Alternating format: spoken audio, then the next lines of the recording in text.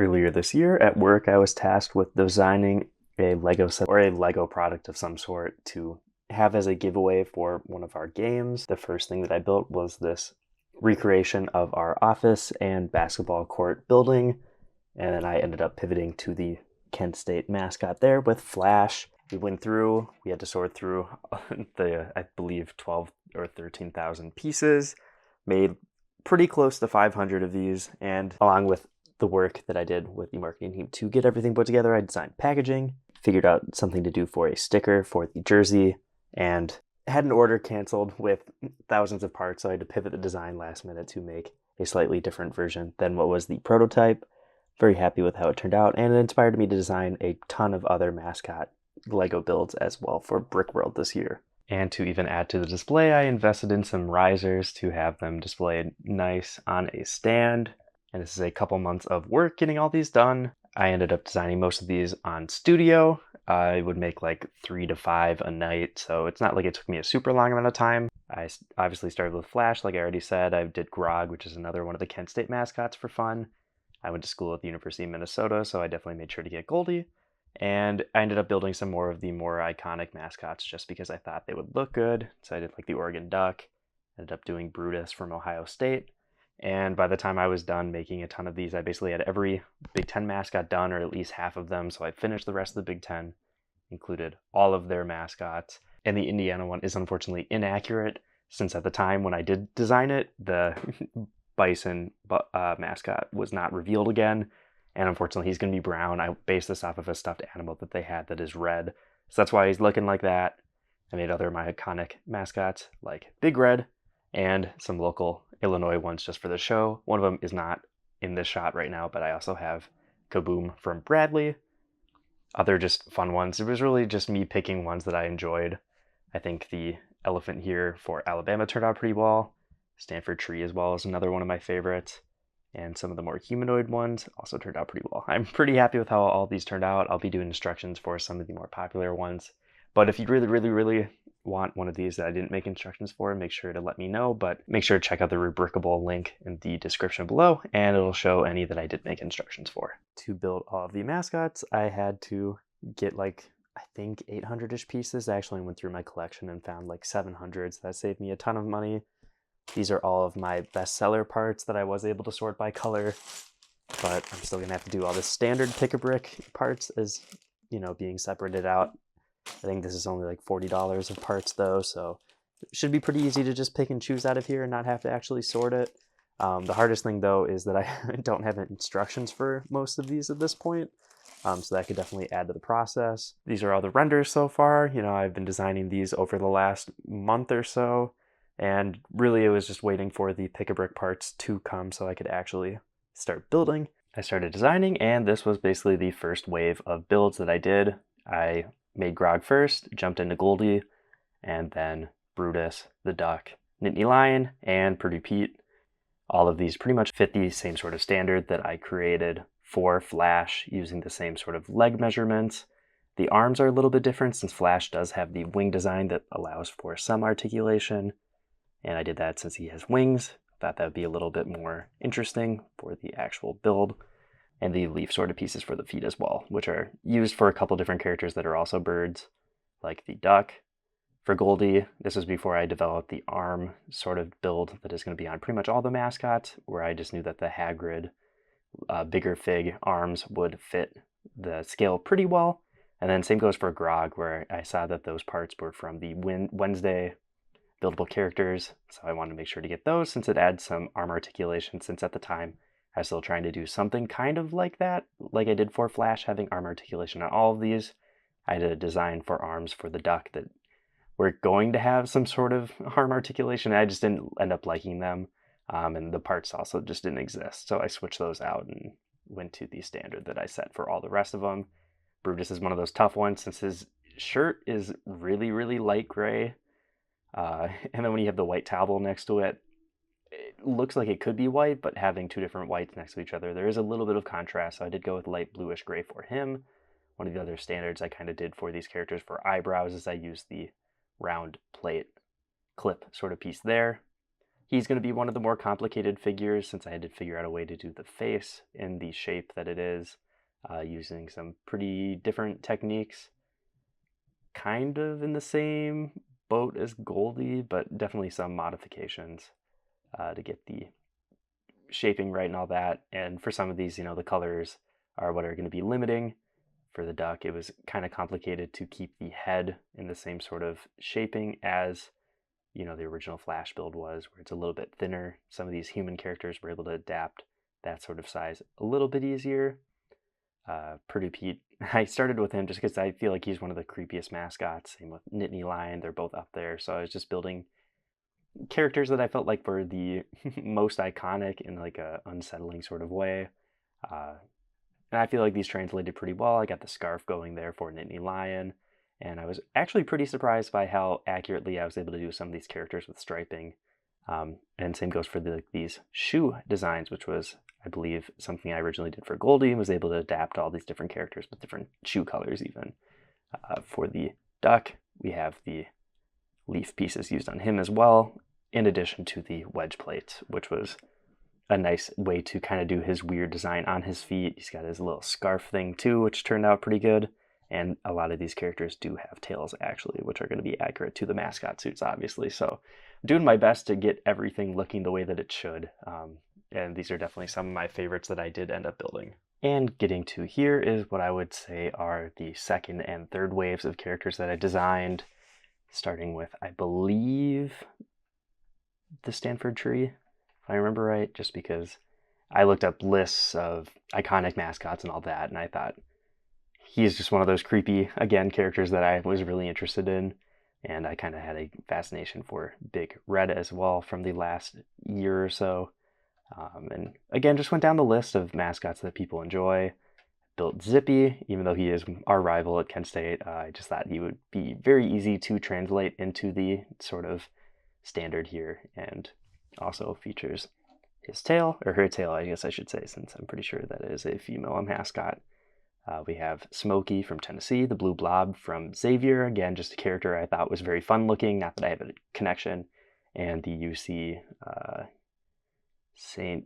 Davis, one of those California ones, the Banana Slugs, just thought that would be an interesting character to translate. And again, I already mentioned it, but I do really like how the Alabama one turned out, the Among Us Lego piece there. Turned out great for the A on the jersey, and of course I guess you would call that I don't know what you would call that, but the round slope thing there, that was a great parts usage for his trunk. The ears, I feel like I got that pretty well. And then the pizza slice tile pieces, I'm forgetting all the names here, the quarters, those work pretty well for the tusks that are on the suit as well, which I believe are the eye holes for the people in the suit. Out of the orange here, was definitely limited by the colors available. I feel like I did a good job of translating the S into the hat there. This is definitely one that was tough for scaling, since he is probably going to technically be a little bit shorter than the rest of the mascots where the eyes are placed. But it's what it is. Yeah, getting the hat was tough since I did want to try and do a brick built S. Had to make it a little bit bigger than I probably would have otherwise. And just going down the line, all of these are pretty standard compared to some of the other ones we'll look at. I guess for Smokey, this was the first one that I figured out, like the dog sort of snout mouth look, since that is going to carry over to some of the other characters. But for the most part, like I said, all the legs are going to be pretty standard, other than, like, I guess the ones in this group for the most part, since the tree, the blob, and then the orange all have slightly different leg configurations. And I was able to get other little details like the toes on the mascot for Big Al there. We had a couple more to look at, probably 2 more waves. And it was at this point that I decided I needed to finish the rest of the Big Ten mascots, so no other conference representatives at the end here. You can see that a lot of them, again, are in the same sort of style and theming, definitely with the human-shaped characters, but I tried to change up little things like the chin. The noses are all going to be the same, though, but you can see all 3 with the armored characters. They all have different chins. So I guess other than these 2 here, which are very similar, but the helmets are going to be different. I was really happy I was able to figure out how to do the visor on these. That's probably one of the things I'm most proud of for these builds here. And then for the USC Trojan here. I did decide to use the more expensive gold parts that are a little bit more reflective, just to make them stand out a little bit more. You can probably make a cheaper version with pearl gold, obviously, but didn't want to in this case. Sparty and again the Scarlet Knight. I think these are two of my favorites. Just really happy with how they came out. Nebraska, just the guy basically. The white does represent the N on his shirt. And when we get to Herky here, it's definitely going to be very reminiscent of the original Flash build, since they basically do look the exact same. He just has a little bit more color variation. Got the sort of pill shapes there to represent the 0-0 on the jersey. I already mentioned the Indiana one in the intro, where this one is based off of basically a stuffed animal, so it's not going to be accurate to the actual mascot this year, but I also got the tail going in the back there. Tried to recreate the Indiana logo, where it's like the IU. I feel like I did a pretty decent job. That was kind of complicated to get the snot parts where I needed to for that to work, and that was the last of these characters that I did design in studio. For Willie, you're going to see some similarities again, since I did kind of want to keep these in the same universe, so the jersey sort of zeros continues over to him. I did like how I was able to get the hairs sort of poking out. I think his mascot suit's one of the most interesting ones, just because it is basically a furry from what I've seen. I've been to one of their games in person. They did not have the bracket pieces for these two colors, so you can see that I did use the 1x1 snot bricks to get the same sort of effect for the sleeves. It just isn't angled like the others, so I guess they're stuck with the 90s sort of shoulder pads. And I'm actually really happy with how the terrapin turned out with the beak. I feel like that's one of the better parts, and I was kind of worried about this one, and worried about the next one we'll look at too, but just with the color limitations, what colors actually make him, I did go with, I believe, medium nougat as well as brown, and getting the shell on there was the thing that I was worried about. I didn't know how I was going to do that. Figured it out though, and goofy looking guy, glad I got that one into. I think the most complicated build though for sure was Bucky, because I wanted to get the vertical stripes on the build. And again, just getting the lettering on some of these characters is tough, but I got the W going there. Building the face. His face is really flat. His mascot suit's really weird, since he has one of those masks that the head doesn't turn. It's all just one solid piece, so I was able to do that with some 2x2 sort of bracket pieces. But the only issue is right there with the red on that bracket piece. But other than that, I got these stripes going all around. So I'm happy how it turned out. And he doesn't have traditional eyes like a lot of the other mascots. He just has like the little black dots. So just using the plates in this case did actually work pretty well for making, what I would say is a pretty accurate face. And we also got the golden bear, who's probably the most simple out of most of these. I guess I did use the same sort of snout design from some of those other characters, and it does kind of use the same head build as Goldie, but finished all the Big Ten mascots. And like I said, I did also do some local Illinois schools. As I finished these sort of studio builds, I ended up being a little bit short, so I threw together Sparky for a local Illinois mascot. That'll be kind of fun for the people at the convention. Along the way too, just in case I didn't have enough parts to finish this, since I didn't order anything to make that, I figured I would do Tor, another local Chicago sort of college for Wheaton, where I just had the woolly mammoth mascot made his little banner. And along with that, I also cheated a little bit with some other mascots that just use the official Lego animal parts, with Bevo as well as Uga, or Uga, however you would pronounce that. And it's nice to have them next to each other, since they have that little bit of an incident that happened that's pretty viral. So fun little Easter egg there. And that brought me to 31 mascots, along with Kaboom from Bradley, another university in Illinois. So many different mascots from all the different areas of the country, really. I wish I could have done more for more conferences, but was kind of limited by the resources and the money that I had at the time. And overall, I would say that this was a very fun project to work on for me, after being in kind of a slump where I hadn't really designed anything in basically a year, honestly. Where it comes to convention season, I usually build like one huge mock. It was kind of a nice change of pace. Again, just building 30 small builds.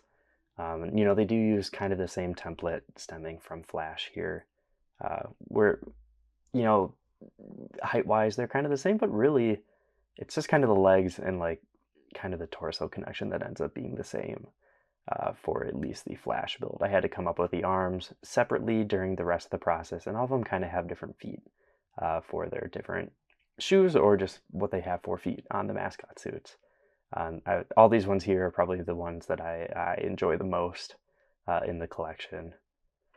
And again, you know, taking a template like this, which was a fun project for work, and just expanding it to 31 mascots, technically, counting the animal ones. But it's just fun to sit down and just kind of problem solve it. Like things like the head for the elephant, getting the ears attached, making sure it is an odd number of studs wide, so the trunk is sitting in the middle, but also needing to connect to the body. There's a lot of different challenges, which obviously was present when I did Flash originally, and I kind of ironed all those out months ahead of time. But to still translate all these different characters, it was a nice challenge, and I'm glad everything came together the way it did. Like I said, though, a lot of these are going to have instructions on out of the selection, for sure, I should say, on my Rubricable, so make sure to check out the link in the description if you're interested. Otherwise, you know, give me suggestions in the comments on if I should add more of them. I just didn't have a lot of time ahead of the convention to get instructions for all of them, since I basically got all these parts like 2 weeks before the show. Quickly built them just using the digital models and didn't sit and like really intricately go through the instructions. But there's a lot of fan demand. I definitely would consider doing that. If you want to see more custom Lego builds or other Lego content, check out all the videos on my channel. If you want to support the channel even further, feel free to join as a member for early access to videos and other benefits. Like always, I have been Brick Ratty Op, and I will see you in the next video.